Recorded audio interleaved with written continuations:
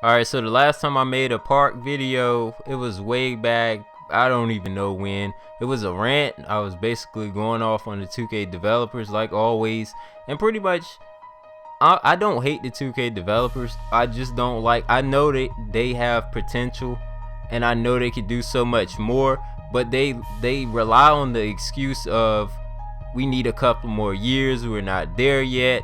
And you know, then they'll start lashing out and trying to ask you how many years of development experience you have, and you know, just trying to make a fool out of their community, when there's certain people out there that want this game to play the way it's playing right now, and that's just purely disgusting. You know, the game is playing disgusting in a lot of aspects, and the gameplay, for one, is the biggest aspect of the game that just really doesn't play up to par, alright, compared to the talent that they have in that studio. That's why I get on these guys so much. So if you ever see a rant video, don't assume that I'm complaining. Just take it as I'm trying to hold these guys accountable and not let them just sit back and chill, you know, because they feel like they're on the high rollers and they can't be knocked off.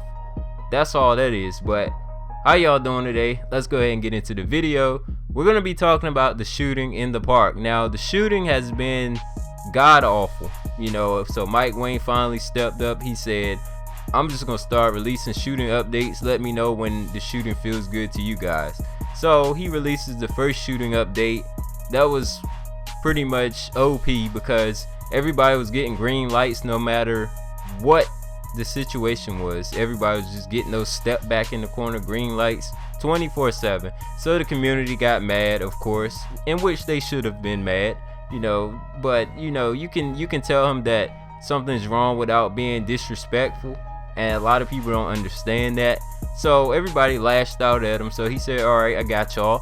Update 2 coming out later tonight. Be ready for the update. Alright, so he releases update 2.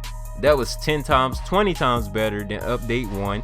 People were getting green lights based off if they were wide open, if they knew their shot release, and if their ratings were good. And you also got a bonus for having someone that has the dimer badge on your team. So if you received a pass from someone that had the dimer badge, you had an increase of making the shot. Now before this, dimer didn't really matter because you were still bricking. So people started crying about that because, you know, the noobs come out that don't have any skill on 2K, and they couldn't hang with the people that had skill because their shots were falling like they were supposed to. They were missing shots like they were supposed to, and the game was flowing like it was supposed to. Now the fluidity gets messed with when you start trying to make it so the casuals can hang with the veterans. You can't do that, but 2K wants to do that because they want to continue to move copies, okay?